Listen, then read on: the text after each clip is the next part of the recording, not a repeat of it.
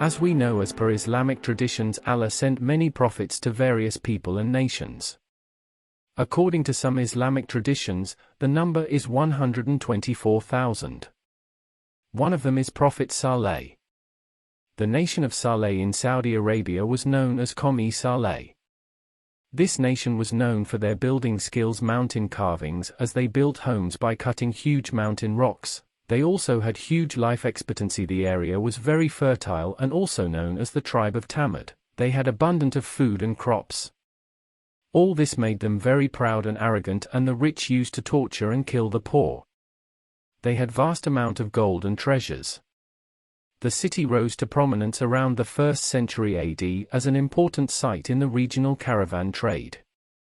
Adjacent to the city were large, decorated rock-cut tombs used by members of various religious groups. However, the people of this region became cruel. Then Allah sent Prophet Saleh so that he would guide the people of this area. Saleh's life in his community had been so righteous that the people of Thamud virtually relied upon him for support. Although Saleh preached the message for a sustained period of time, the people for Thamud refused to hear his warning and instead began to ask Saleh to perform a miracle for them.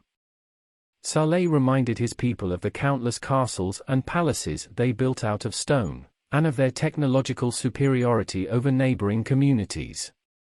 Furthermore, he told them about their ancestors, the Ad tribe, and how they too were destroyed for their sins. Some of the people of Thamud believed Saleh's words, but the tribal leaders refused to listen to him and continued to demand that he demonstrate a miracle to prove his prophethood. Al-Tabari states that the people of this region were not in the path of God, and to prove his truthfulness Saleh summoned his people to a mountain, where they witnessed the rock miraculously split open, revealing the camel. The she-camel had a young calf. Saleh informed the Thamud that the older camel was to drink from their water source on one day, and they were to drink from it the next day. On days when they were not allowed to drink water, the camel provided them with milk.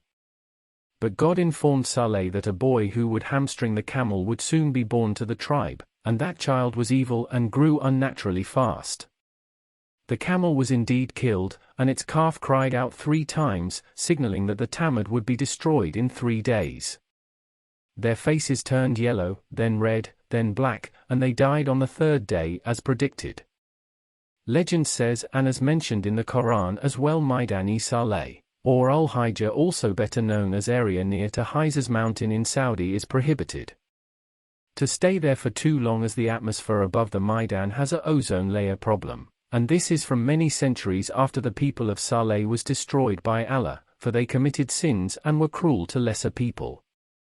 We can also find that the soil has become infertile. You cannot eat and drink in this area for too long, as you may suffer heatstroke, skin cancer, blood-related issues. Staying overnight at Maidan Saleh is not allowed. In the early 1970s, an official fatwa from the Council of Senior Ulama, the highest religious body in the country, prohibited the visitation, development or excavation of the area of Hegra, as it was believed to be a place of God's wrath against the people of the Prophet Saleh. Today, according to legend, the calf haunts Maidan Saleh, about 400 kilometers north of Medina. God cursed the area to destroy the Thamuds for their cruelty. In 2008, UNESCO declared that the city of Al-Hegra is one of most historic heritage sites located in the world, making Maidan Saleh the first city of Saudi Arabia included in the list of World Heritage Sites. Prophet Saleh was the 3rd Arab prophet whose name is mentioned in Quran. He lived for almost 280 years, and his grave is in Wadi-i-Salam Cemetery in Najaf, Iraq. Some of the important places as per archaeology in this area in the Maidan Saleh are Al-Sikh. Is the narrow passageway known as the Ul-Sikh, reminiscent of the Sikh in Petra, runs towards the south from Uldiwan, measures about 40 m wide between 2 rock faces lined with more small altars. The jagged cliff walls of the Sikh, the natural passageway leading to Jabal Ithlib, had decorated votive niches to Nabataean gods carved into the rock and petroglyphs of camels and traders. The Qasr al-Bint, Palace of the Daughter or Maiden, is the largest tomb facade at Maidan Saleh, with a height of 16 meters. It lends its name to the group of adjacent tombs as well.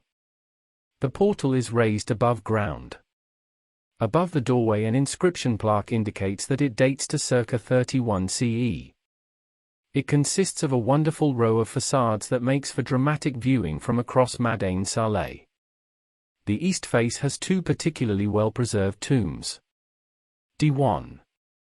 The triclinium-style AD.One, also spelled as Al-One, is a square chamber containing 3 stone benches that served as a triclinium for sacred feasts. Today, the chamber is known as Al-One Court. Its large entrance suggests that the feasts extended into the open space before it. The Diwan itself was a place reserved for religious gatherings, and consisted of a rectangular room carved in the rock measuring 12.8 by 9.9 meters and 8 meters in height. Jabal Alama, also known as the Area C, is an outcrop in the southeastern part of Maidan Saleh that contains numerous tombs, dating to 16 to 61 CE.